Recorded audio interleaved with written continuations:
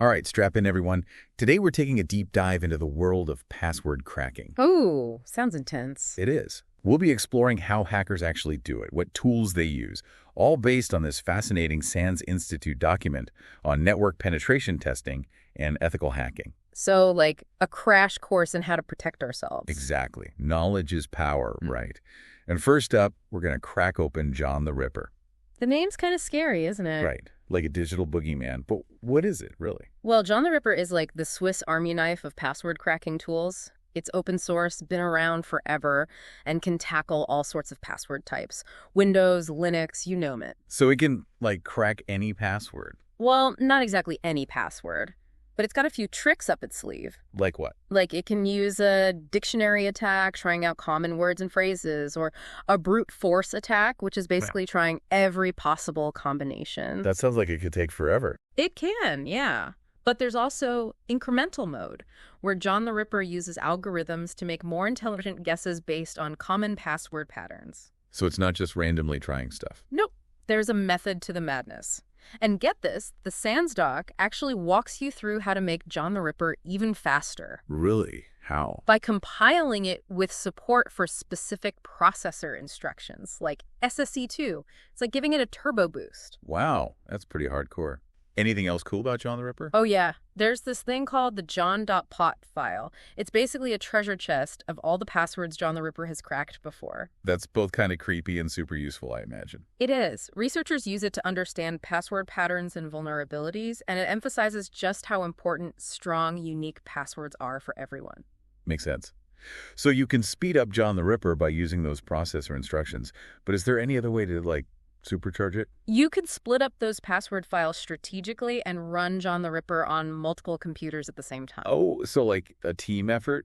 Exactly. Now let's move on to another tool.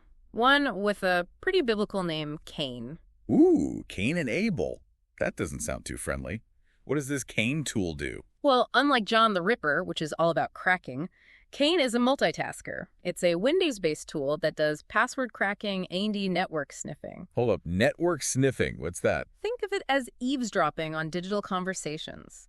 Cain captures those data packets traveling across a network, and those packets could contain passwords, credit card numbers, all sorts of goodies. So it's like listening in on all the secret whispers happening online. Yeah, pretty much. It can grab password hashes or those challenger response messages used in all kinds of protocols like SMB, HTTP, IMA, POP3, you name it. Wow. So Cain can crack existing passwords and intercept new ones as they're being used. You got it. And here's another trick. ARP poisoning.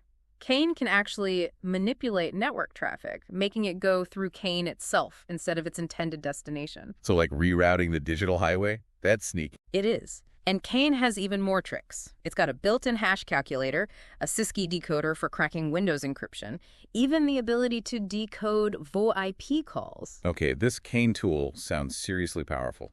Maybe a little too powerful. It's all about who's using it and for what purpose. Remember, ethical hackers and security researchers use these tools to find vulnerabilities and make systems safer. Good point. Okay, moving on. You mentioned something about rainbow tables earlier. How do those fit into all of this? Oh, rainbow tables. That's how hackers can crack passwords insanely fast. Really? Faster than John the Ripper with a turbo boost? Potentially, yes. See, rainbow tables are these pre-computed tables that store tons of password hashes and their plain text versions. So instead of cracking from scratch, they just look up the match. It's like having a giant cheat sheet for passwords. Exactly. The bigger the table, the more passwords it covers, but it also takes up a lot of storage space. So there's a trade-off. Speed versus storage. Right. And hackers have gotten clever. They use chains and reduction functions to compress those tables without sacrificing too much cracking power. Wow, so they're constantly upping their game. Yeah. So rainbow tables are like the ultimate password cracking shortcut. What's next on our list? Let's talk about Offcrack. It's like a specialist using rainbow tables specifically for cracking Windows passwords. Ah, so it's John the Ripper and rainbow tables combined, but just for Windows. Yeah, you could say that. It's great at cracking those landman and NT hashes we talked about earlier. Plus, it comes as a live CD, meaning you can run it right off a CD or USB drive. No installation needed. Convenient, I guess, if you're in the business of cracking Windows passwords, which hopefully none of our listeners are. Yeah.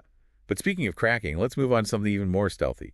Pass the hash attacks. Ah, yes. Pass the hash. This is where things get really interesting. Instead of cracking passwords directly, attackers steal the hash itself and use it to access systems. Wait, how is that even possible? It's all about how Windows stores passwords in memory for efficiency. Attackers can exploit vulnerabilities to grab those hashes, inject them into their own machine's memory, and then boom, they can access the target system as if they knew the actual password. They're basically bypassing the whole password check. Yep. No cracking needed, no account lockouts, and potentially admin privileges.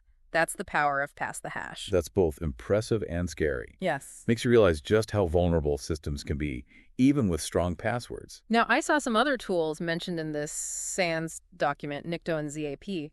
Are those password cracking tools too? Not directly. Nikto and ZAP are more like scouts. Nikto scans web servers for known vulnerabilities and misconfigurations, while ZAP is an HTTPS proxy, allowing you to intercept and even modify web traffic. So, not cracking passwords themselves, but finding the weak spot that could lead to password compromise. Exactly. Think of them as mapping the terrain, looking for those cracks in the foundation that could be exploited. I see. It's all connected, isn't it? Now, what about injection attacks? What are those? Injection attacks are a whole other beast. They're about exploiting vulnerabilities in how web applications handle data, tricking them into executing malicious code. So like sneaking in a virus disguised as something harmless. Kinda. There are lots of different types: cross-site request forgery, cross-site scripting, command injection, SQL injection. SQL injection, that one sounds familiar. Isn't that about messing with databases? You got it.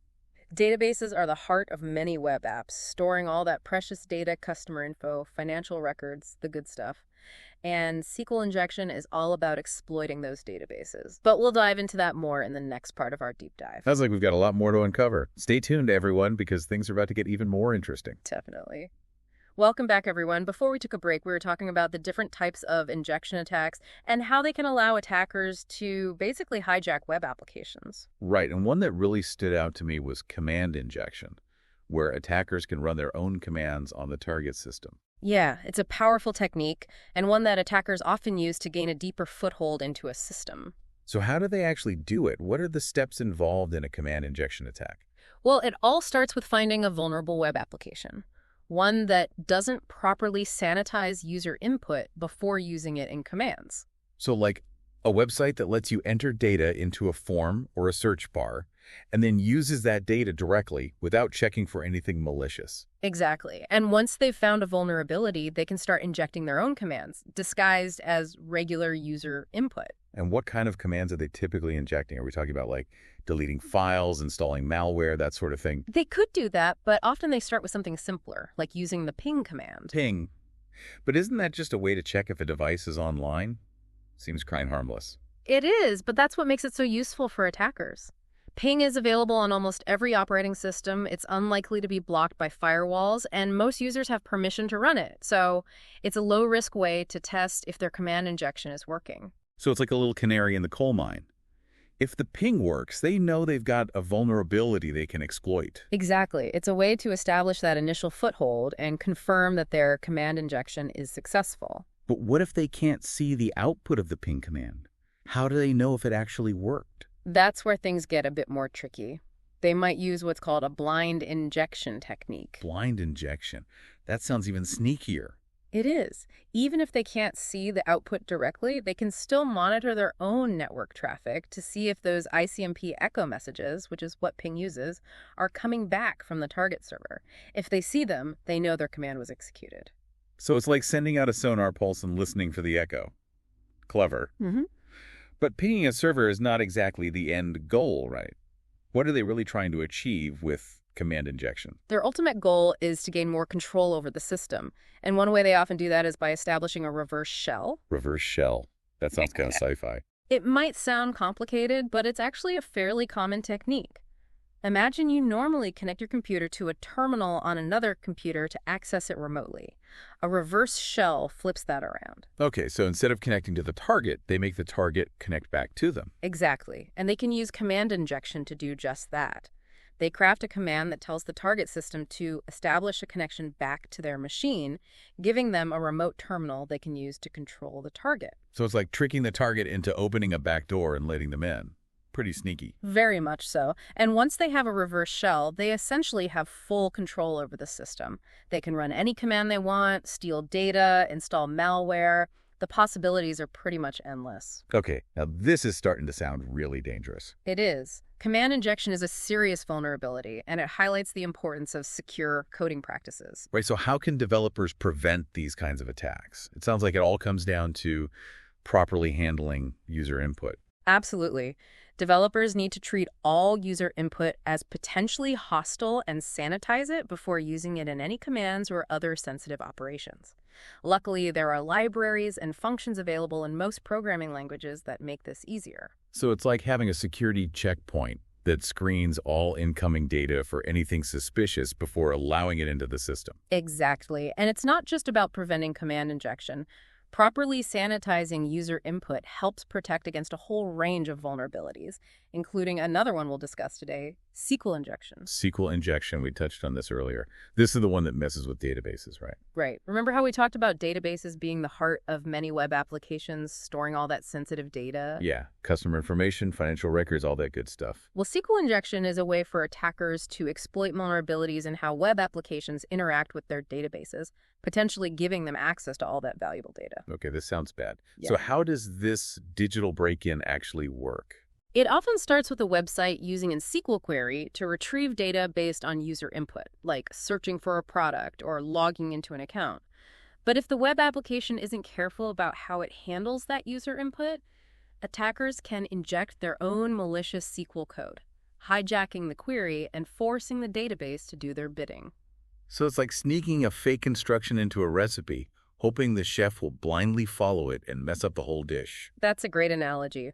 Attackers can use this technique to do all sorts of damage, from stealing data to modifying existing records or even taking control of the database server itself. Whoa, so they're not just messing with the data, they're potentially taking over the whole system. It's possible, yes. Some databases allow running operating system commands through stored procedures or other functionalities.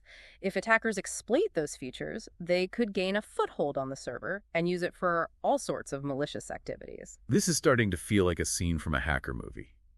But before we get too carried away with the doomsday scenarios, maybe we should take a step back and recap what we've learned so far. That's a good idea. We've covered a lot of ground today. We started with password cracking tools like John the Ripper and Cain, then moved on to rainbow tables and past the hash attacks. And now we're diving deep into injection attacks, focusing on command injection and SQL injection. It's a lot to take in, but remember, knowledge is power. The more you understand about these attacks, the better prepared you'll be to protect yourself. Absolutely. So when we come back, we'll delve into the nitty-gritty details of SQL injection, explore real-world examples, and discuss what steps you can take to safeguard your own data. Stay tuned. Welcome back, deep divers. Time to get our hands dirty and see how the SQL injection thing actually works. Right. Ready for some code? Hit me with it. All right, so imagine a website asks for your username, to log in or something. Behind the scenes, there's probably a SQL query running to check if that username exists in their database. Okay, makes sense. A basic query might look something like this, and don't worry too much about the specifics. Select from users where username, see how it's looking for a match. Yeah, I kind of get it. Now, here's where the attacker comes in. Instead of typing in a normal username, they might enter something sneaky like anything or one. Ooh, that looks suspicious. It is. If the website's not careful about how it handles that input, it could just plop that whole string right into the query, ending up with select from users where username anything or 1. Oh. Right. Because 1 will always equal 1, that modified query will return all the records from the user's table, basically giving the attacker access to everyone's info. So they tricked the database into spilling all the beans. Exactly. And that's just a simple example. Attackers can get way more sophisticated, pulling out specific data, changing records, even taking control of the whole server in some cases. Yikes. So how do we stop them? It all comes down to developers sanitizing user input. That means carefully filtering and validating any data that comes from users before using it in SQL queries. Think of it like airport security screening everyone before they board a plane. No sneaking dangerous stuff through. Got it. Exactly. Treat all user input as potentially harmful and neutralize any malicious code before it can do damage. The good news is there are tools and resources out there to help developers write secure code. That's a relief. But what about us regular folks? Anything we can do to stay safe. Absolutely. Being aware of the risks is a big step. Pay attention to the websites you visit. Be cautious about sharing personal info. If something feels off, it probably is. Trust your gut, basically. What about password managers? Those seem to be all the rage these days. Password managers are a fantastic tool. They help you generate and store strong, unique passwords for every site, making it much harder for attackers to exploit any stolen passwords. So they're like a digital vault for your passwords. Exactly. Plus, if a website's asking for your password in a weird way, that's a huge red flag that something might be wrong. It makes sense. So while we can't eliminate all risks, we can definitely make things a lot harder for the bad guys. Absolutely. And remember, the more you know about these attacks, the better prepared you are to protect yourself. Well said. We've covered a ton of ground in this deep dive. John the Ripper, Cain, rainbow tables, pass the hash attacks, and of course, SQL injection. It's been a wild ride. It has. Hopefully our listeners are feeling a little more empowered, a little less intimidated by all this cybersecurity stuff. I hope so too. Knowledge is power. Couldn't agree more. Thanks for taking this deep dive with us, everyone. Stay safe out there, and remember, always be learning, always be questioning, and always be one step ahead.